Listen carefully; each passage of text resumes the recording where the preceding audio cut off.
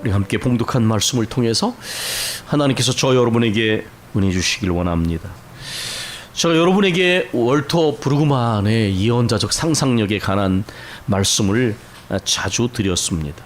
그런데 요즘은 제가 루이스에 관한 이야기를 자주 하고 때로는 나니아 연대기에 관한 얘기를 자주 합니다. 아마 여러분들께서도 우리 청년메스 그런 얘기 나왔는데 요즘에 김승진 목사가 루이스와 나니아 연대기에 미쳐있나? 물론 그렇습니다. 그런데 사실 저는 개인적으로는 이전부터 누군가를 추종하거나 영웅시하는 것을 별로 좋아하지 않습니다. 왜냐하면 그 영웅 뒤에 이름 없이 함께하는 사람들이 마치 주연을 빛나게 하는 조연들이 있었기 때문에 주연이 빛나듯 그 영웅의 혼자만의 역할로 그런 결과가 왔다는 것을 저는 믿지 않습니다. 보이지 않아도 항상 이름 없는 조연과 같은 사람들이 함께 했기에 그가 영웅이 될 수 있었던 것이죠. 또 저는 TV 같은 영상 매체를 볼 때에 별로 환타지 계통의 상상을 별로 좋아하지 않습니다. 오히려 서민들이 살아가는 실제적인 삶의 모습이나 자연의 세계를 보여주는 프로그램을 더 선호했고 또 사실 그런 프로그램을 더 많이 보았습니다. 그런데 제가 요즘에 나니아 연대기나 루이스를 이야기하는 것은 우선은 아마 제가 책 읽는 그런 스타일 때문이기도 합니다. 다양한 독서법이 있는데 그 중에 10권 읽기 독서법이 있습니다. 이 10권 읽기 독서법에는 3가지 정도의 의미가 있는데 그것은 우선 독서 훈련이 충분히 되지 않은 사람들이 책을 읽으려고 하면 굉장히 어렵습니다. 그래서 독서 훈련을 해서 다양한 장르를 읽는 겁니다. 자기가 좋아하는 소설이나 만화책이나 읽기에 자기계발서나 읽기에 편하거나 또 좋아하는 장르를 읽으면서 서서히 독서 훈련을 쌓아나가는 것이죠. 그러니까 다양한 장르를 의미하는 것이 바로 이 10권의 숫자입니다. 물론 이건 반드시 10권을 말하는 것은 아닙니다. 다양한 장르를 읽으면서 책을 읽는 것이 몸에 배도록 하는 것입니다. 두 번째로는 특정한 주제나 작가에 대해서 10권을 읽는 것입니다. 어떤 주제나 특정한 사람에 대해서 여러분이 만약에 10권의 책을 읽으면 아마도 그 사람이나 주제에 대해서 어느 정도 기본적인 이해는 가능하게 되죠. 세 번째로는 반복입니다. 중요한 책이 있으면 그것을 10번 읽는 것입니다. 아마 시험을 보실 때 그런 반복을 하지 않겠습니까? 어떤 10번을 읽게 되면 그 내용을 기억하고 또 깊게 이해하고 때로는 자기만의 해석을 얻을 수도 있는 것이죠. 여러분 각자가 이제 그 책을 읽는 훈련이 어떻게 이루어지시냐에 따라서 여러분 적정한 독서법을 선택하시면 좋을 것입니다. 저는 평생을 공부해온 사람이니까 나름대로 책을 늘 손에서 놓지 않으려고 노력을 했으니까 제게는 이 두 번째와 세 번째에 말하자면 연구하는 사람들이 택하는 독서 방식을 저는 주로 택하고 책을 읽어왔습니다. 필요에 의해서 월터 브루그만의 책을 20권 가까이 읽었고 요즘은 C.S. 루이스나 또 나니아 연대기 그리고 나아가서 잉클리스에서 함께했던 그 옥스퍼드의 동료인 톨킨, 반지의 제왕을 쓴 톨킨의 책을 상황이 될 때마다 읽고 있습니다. 제가 루이스와 톨킨을 읽는 이유는 이분들이 이제 기독교인이기 때문이기도 하죠. 루이스는 개신교 계통의 성공의 신자이고 톨킨은 가톨릭 신자입니다. 특별히 루이스는 1947년에 타임즈에서 기독교 최고의 변증가로 언급된 인물입니다. 또한 지금 한국과 전 세계에서 여전히 심지어 당근 같은 데도 들어가 보면 반지의 제왕이나 나니아 연대기는 항상 거기에 판매 목록에 올라와 있습니다. 저는 이 4차 산업혁명 시대에 1963년에 죽은 루이스 그리고 6살이 위였지만 오히려 더 10년을 살았던 톨킨의 작품이 끊임없이 읽혀지고 연구되어지는 것은 하나님의 어떤 뜻이 있다고 보여줍니다. 책뿐만 아니라 영화나 애니메이션으로 만들어져서 다양한 계층에게 그들의 작품이 소개되고 있습니다. 물론 기독교인들조차 나니아 연대기를 읽을 때 그 뒤에 어떠한 신앙적 메시지가 있는 것을 알지 못하기 때문에 그것은 좀 이렇게 연구하고 또 그런 메시지를 읽도록 훈련을 받는 일이 필요합니다. 그런 말씀드린 것처럼 이것이 영화나 애니메이션이나 책으로 읽히고 모든 계층에 읽혀진다라고 하는 말의 의미는 이 통로를 잘 이용하면 신앙을 교육할 때에 가정에서나 교회에서 굉장히 풍성한 그러한 결과를 얻을 수 있는 가능성이 크다고 여겨집니다. 사실 제가 우리 장로님께서도 기도해 주시고 늘 기도하지만 이제 4번째 가정을 이루고 그리고 이제 교회 학교가 세워진 일 관련해서 어떻게 이 거대한 이 세상 교육의 흐름을 우리가 도전하고 신앙교육하 이건 만만치가 않은 문제입니다. 영적인 전 싸움이라고 여겨지고요. 준비되지 않으면 우리도 똑같이 아이들을 학원에 내다손대까 보낼 수밖에 없고 그저 입신 출세하는 교육의 흐름을 우리가 절대로 거절할 수 없을 것입니다. 그래서 제가 몇 년 전부터 계속해서 기도해 오고 공부하고 있고 또 그러는 가운데 하나님께 인도하심을 구했습니다. 사실 어떤 데는 책을 한 권 읽어도 하나님께서 그 많은 책 중에 어떤 책을 만나는 것 때로는 굉장히 우연처럼 느껴지는데 하나님께서 우리 교회가 나가는 길, 가정과 교회가 신앙을 교육하는 일에 하나님 인도해 주십시오. 그런 가운데 또 이 루이스를 만났습니다. 말씀드린 것처럼 저는 상상의 문학을 좋아하지 않았던 사람입니다. 그러나 이렇게 루이스를 만나고 물론 그의 사상력하는 책을 읽다가 나니아 연대기를 만나면서 이 부분이 유익한 점이 있다라고 하는 생각을 하게 된 것이죠. 오늘 설교 제목에 들어있는 나니아 연대기는 C.S. 루이스가 아이들을 위해 쓴 판타지 동화입니다. 그리고 거기에 나와 있는 빌보 베긴스는 반지의 제왕을 쓴 톨킨이 호빗이라고 하는 책에서 책을 아동 판타지 소설을 또 썼는데 거기에 등장하는 주인공격의 인물입니다. 물론 이 아마 빌보 베긴스는 이 사람도 아니고 동물도 아닌 느낌이 듭니다. 그러나 아마도 토끼와 굉장히 닮아 있는 모습을 보면 톨킨이 아마 이 토끼의 모습을 통해서 이 빌보 베긴스라고 하는 이 등장 인물을 이렇게 설정하지 않았는가라는 생각이 들어갑니다. 나니아 연대기를 이끌어가는 전체의 중요한 인물은 아슬란입니다. 이 아슬란은 터키 말로 사자라는 뜻인데 루이스가 이 나니아 연대기를 쓸 때 처음부터 아슬란을 상정한 것이 아니었습니다.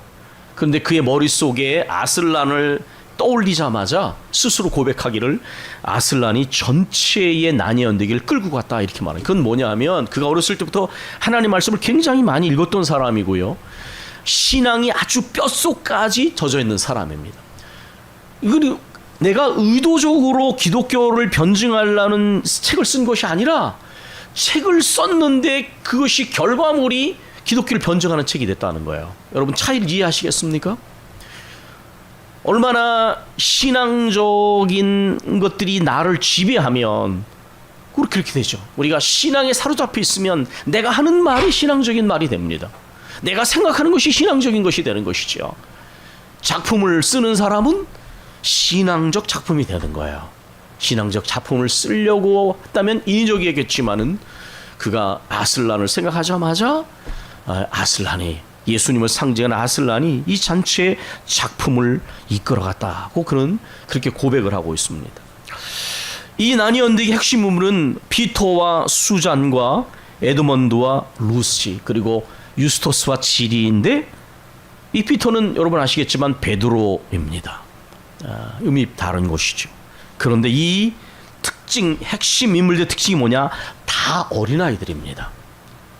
그 어린아이들이 이 책의 아들입니다.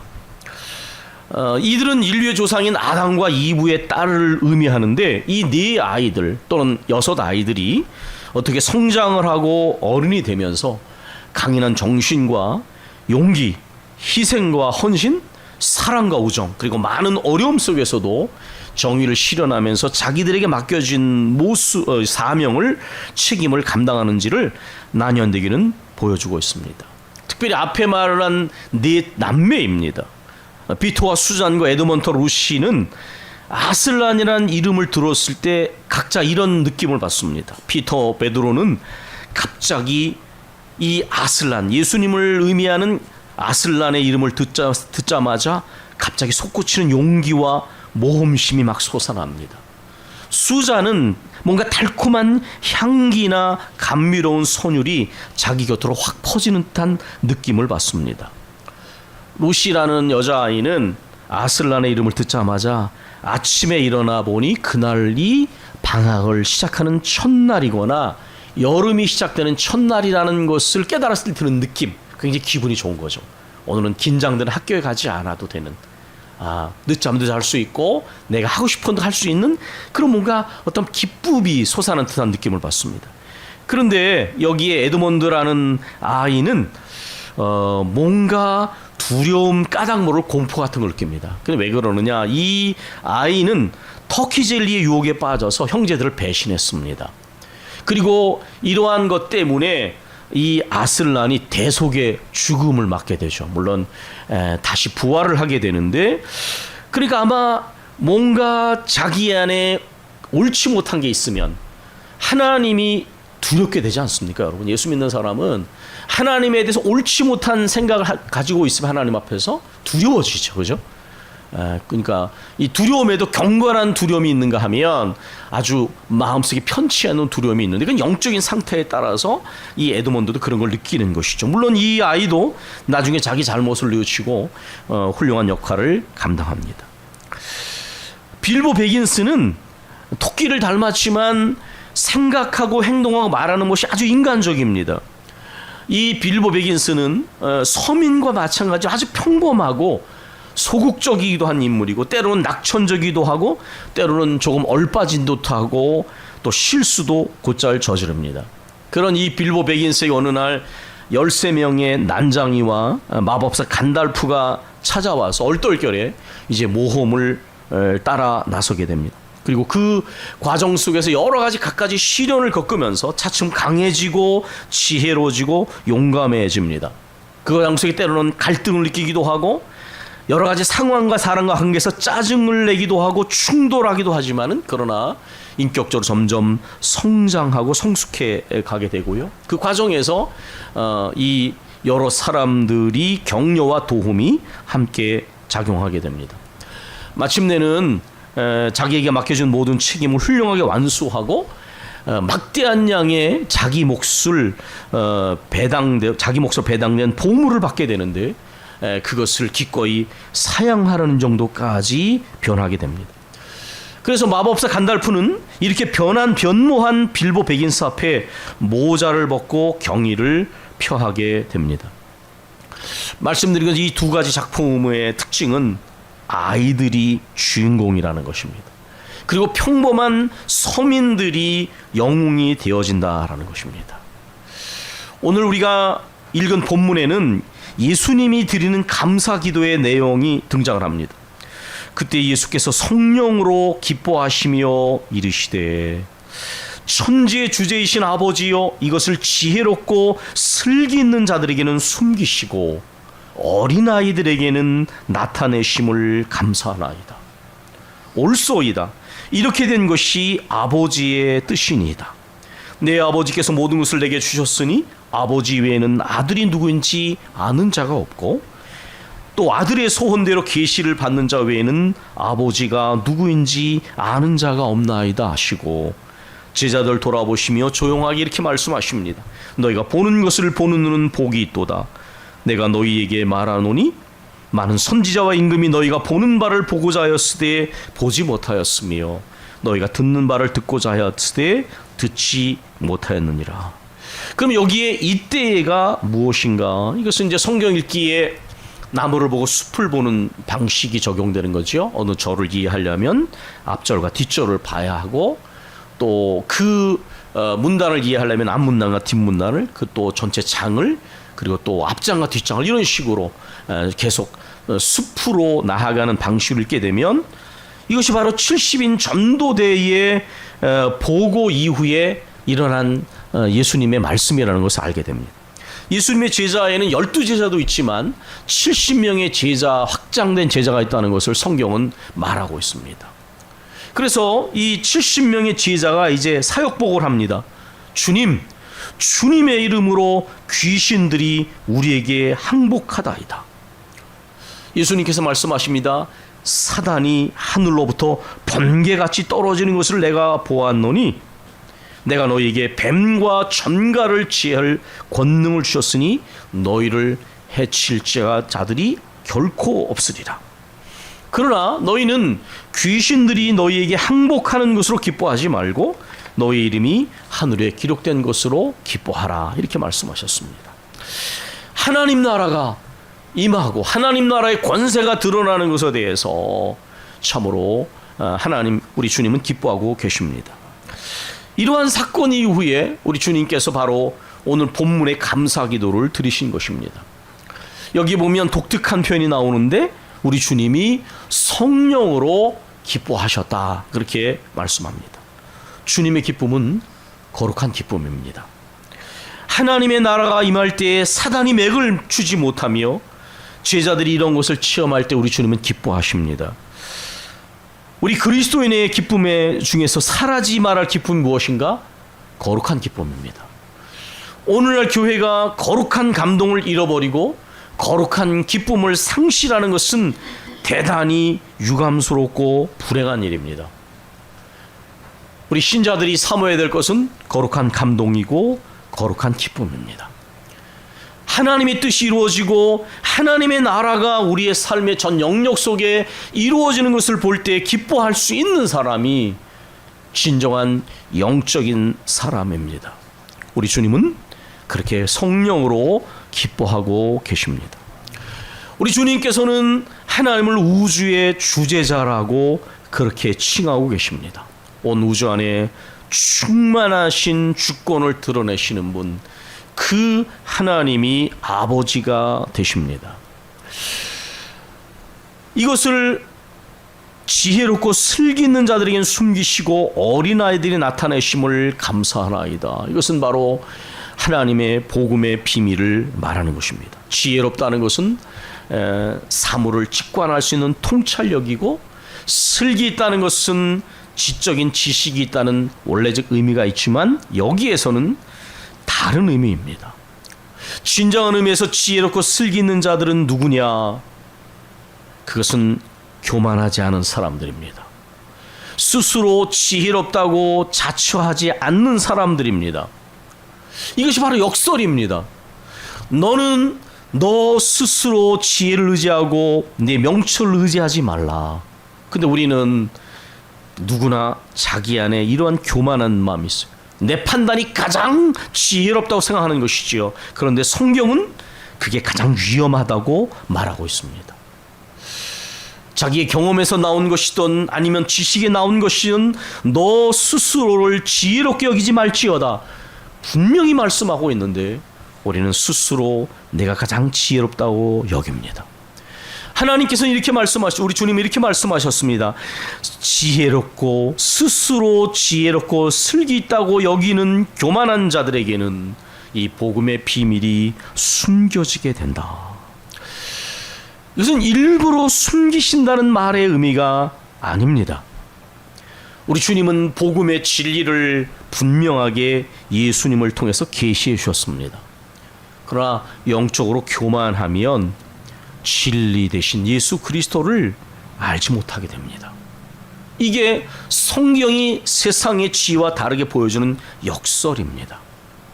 어린아이들에게는 나타내심을 감사하나이다. 성경에서 어린아이는 종종 부정적으로도 묘사가 되지만, 그러나 예수님은 대부분 이 어린아이라는 표현을 아주 긍정적인 의미로 사용하셨습니다. 어린아이와 같이 겸손한 사람들, 자신을 스스로 신뢰하지 않고 자신을 명철하게 여기지 않으며 오히려 하나님의 지혜, 하나님의 자비하심과 긍휼하심만을 의지하는 이 사람들을 바로 어린아이 같은 자들이라고 주님은 말씀하십니다. 고린도서 1장 18절로 25절입니다. 십자가의 도가 멸망하는 자들에게는 미련한 것이요 구원을 받는 우리에게는 하나님의 능력이 됨이라. 기록된 바 내가 지혜 있는 자들의 지혜를 멸하고 총명한 자들의 총명을 폐하리라 하였으니 지혜 있는 자가 어디 있느니요 선비가 어디 있느냐 이 세대의 변론가가 어디 있느냐 하나님께서 이 세상의 지혜를 미련하게 하신 것이 아니냐. 하나님이 지혜에 있어서는 이 세상이 자기 지혜로 하나님을 알지 못하므로 하나님께서는 전도에 미련한 것으로 믿는 자들을 구원하기를 기뻐하셨도다. 유대인은 표적을 구하고 헬라인은 지혜를 찾으나 우리는 십자가에 못 박힌 그리스도를 전하니 유대인에게는 거리끼는 것이요 이방인에게는 미련한 것이로되 오직 부르심을 입은 자들에게는 유대인이나 헬라인이나 그리스도는 하나님의 능력이요 하나님의 지혜니라. 하나님의 어리석음이 사람보다 지혜롭고 하나님이 약하심이 사람보다 강하니라. 아멘.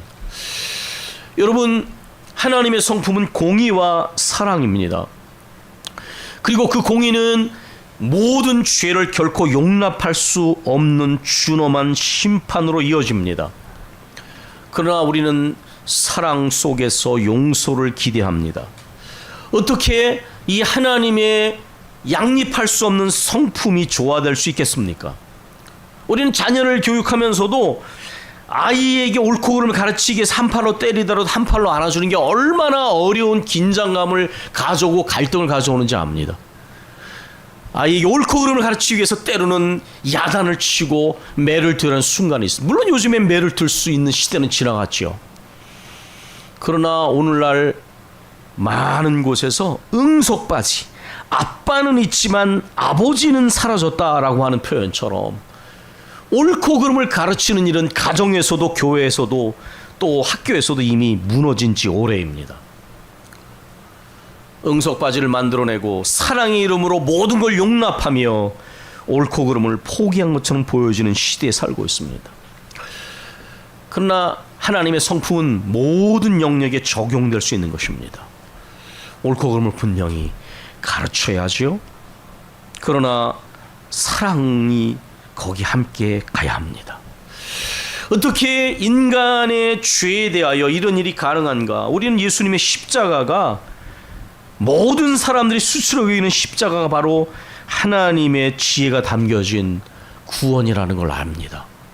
죄를 지은 인간에 대하여 그 죄를 준엄하게 심판하시되 그러나 죄를 지은 인간이 아니라 예수 그리스도에게 그 죄를 짊어지게 하셨습니다.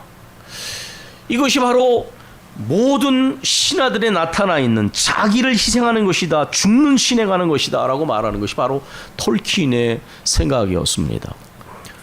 신화가 된 역사라고 말하는 것이 바로 그것입니다. 예수 그리스도께서는 스스로 인간의 죄를 짊어지고 십자가에 달려 죽으셨고 하나님께서는 그 아들을 십자가의 죽음에 내어주셨습니다.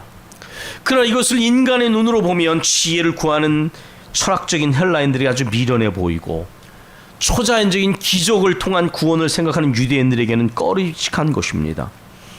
그러나 이 미련해 보이고 거림칙한 것이 바로 하나님을 겸손히 하나님의 은혜를 구하는 사람들에게는 구원을 주시는 하나님의 능력이요 지혜라고 하는 것입니다. 여러분, 말씀드렸습니다. 이 어린아이들은 두 가지 의미가 있는데요. 하나는 정말 어린아이를 의미하기도 하고 또 영적인 의미를 갖기도 합니다. 마태복음 21장에 보면 예수님이 예루살렘 입성하셔서 거기에 있는 이 상황을 보시고 한탄하셨지 않습니까? 그래서 성전을 청결하게 하셨습니다. 그리고 우리 주님께서는 하나님 나라를 행하십니다. 거기에 보지 못하는 이들과 또 보행장애를 가진 이들을 고쳐주셨습니다. 귀신을 쫓아내고 병든 자를 고치고 복음을 전하시고 하나님의 나라를 선포하시는 것, 이것이 우리 주님의 사역이었는데, 이렇게 치유의 역사를 본 아이들이 호산나 다윗의 자손이여라고 큰 소리로 소리를 지릅니다. 그러나 오히려 종교 전문가인 대제사장과 서기관들은 분노합니다. 그때 예수님께서 이렇게 말씀하셨습니다. 그들이 하는 말을 듣느냐? 그렇다. 어린아기와 젖먹이들의 입에서 나오는 찬미를 온전하게 하셨다. 이것은 시편 8편 2절의 말씀입니다. 정말 어린아이들의 입에서, 젖먹이들의 입에서 나오는 찬송을 받으셨습니다. 권위주의에 눈이 멀어 있는 자들은 하나님의 영광을 찬송하지 않습니다. 또 우리는 물고기 2마리와 떡 5개로, 또 떡 7개와 물고기 2마리로 5,000명과 4,000명을 먹이고도 여자와 어린아이를 치유한 숫자였죠. 12강주리와 7강주리가 남았던 사건을 알고 있습니다. 그 사건이 어떻게 일어났습니까? 그 자기 가진 도시락을 드렸던 아이들의 손길을 통하여 이런 역사가 나타났습니다. 또 예수님께서는 어린아이들을 데리고 예수님이 축복해 주시기를 바라고 오는 부모들을 향하여 사역 방해자로 여기고 책망했을 때, 꾸짖었을 때에 주님은 오히려 그들을 꾸짖으셨습니다. 그리고 이렇게 말씀하십니다. 아이들이 오는 것을 금하지 말라. 천국이 이런 자의 것이니라. 겸손히 하나님의 나라를 받들고 사모하는 자들에게 하나님 나라가 주어진다고 말씀하시며 그 어린아이들을 안고 축복 기도해 주셨습니다. 이건 정말 어린아이들을 말씀하기도 한 것이죠. 어린아이들은 겸손하고 순수합니다. 우리 주님은 이것을 귀히 여기신 것입니다. 제가 아이들을 가르치고 학생들을 가르쳐 보면 아이들은 비교적 순수합니다. 모르면 모른다고 해요. 모르면 알려고 합니다. 알고 난다면 실천을 하려고 합니다. 그리고 끊임없이 알기 위해서, 그리고 그들이 처음 만나는 세상에 대해서 끊임없이 호기심을 가지고 놀라워할 줄 압니다. 그런데 우리들은 어떻습니까? 모르면서도 안차합니다. 모르면서도 알려고 하지 않습니다. 그것이 세상 지식이건 하나님의 말씀이건 알려는 노력을 게을리합니다. 알고 난 다음에 어떻게 합니까? 아이들은 실천하지만 우리는 알면서도 실천하지 않습니다. 이미 우리가 살아가는 세상과 하나님이신 세계에 대한 그 아름다움과 풍요로움을 감탄은 이미 잃어버린 지 오래입니다. 살아가는 것이 너무 분주해서, 세상에 대한 여러 가지 너무 관심사가 많아서 하나님이 주신 세계와 하나님이 이루신 역사에 대한 놀라움을 잃어버린 지 오래입니다. 루이스는 동화의 세계를 굉장히 중요하게 생각합니다. 왜 그러느냐? 동화에는 선과 악이 분명히 구분되어집니다. 이것은 어느 철학자가 말한 것처럼 이원성을 말하는, 이원주의를 말하는 것이 아니라 이원성을 말하는 거예요. 이게 잘 구분하셔야 됩니다. 세계는 이원성이 존재합니다. 분명히 정의와 불의, 악과 선은 분명히 구분되는 거예요. 그러나 그것은 명확하게 현실 속에서 분리해내기가 어렵습니다. 때로는 섞여 있어요. 이것을 마치 명확하게 구분할 수 있는 것처럼 말하면 그건 이원주의가 되는 거예요. 그런데 여기서 말하는 이원성을 말하는 거예요.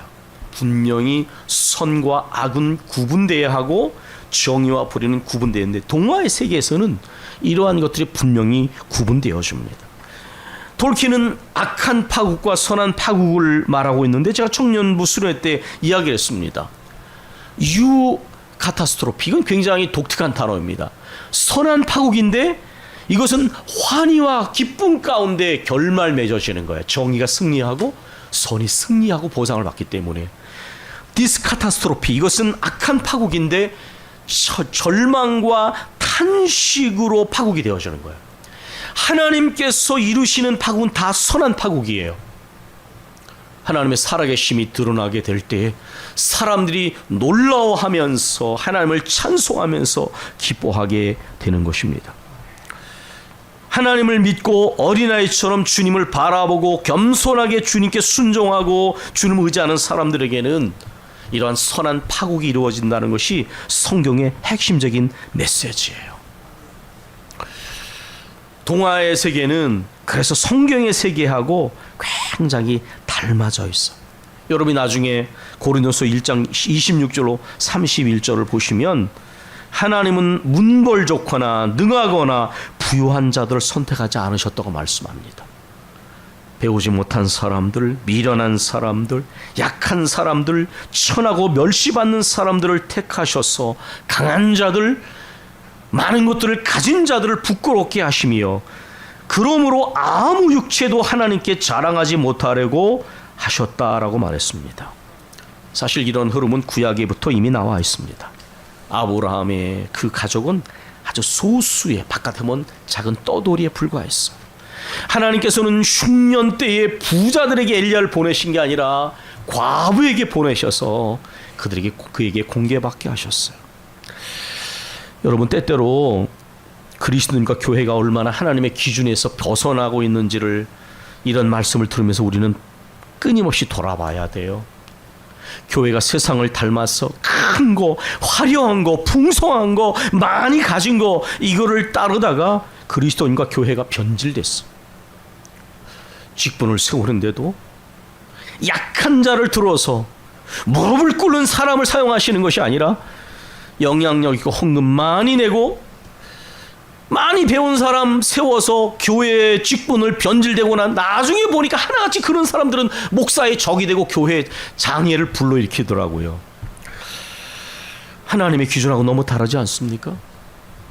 어린아이 같은 사람들을 통하여, 평범한 사람들을 통하여 하나님은 역사를 이루신다고 성경이 말하고 있는데 얼마나 변질된 세상 속에 살고 있는지 모릅니다. 그런 식으로 해서 교회가 무너지고 많은 이들에게 상처를 주는 일들이 일어나고 있습니다. 이제 말씀을 마칩니다. 하나님은 어린이와 같이 겸손하고 순수한 이들을 기뻐하십니다. 그들을 통하여 하나님의 역사를 이루어 나가십니다. 만약에 정말 우리가 그걸 믿는다면 우리 같이 작은 사람들, 우리 같은 서민들, 우리 같이 작은 공동체일지라도 하나님의 은혜를 깊이 알고 하나님의 부르심에 겸손과 감사와 사모의 마음으로 순종하고 그 뜻이 이루어지기를 온전히 사모하는 마음을 갖게 된다면 하나님께서는 우리 같은 사람들, 어린아이들을 통하여 크고도 위대한 역사를 이루실 것입니다. 우리는 그 역사를 사모하면서 기대와 소망 가운데 나아가기를 사모하며 또 주의 이름으로 그렇게 선포합니다. 우리 기도하겠습니다.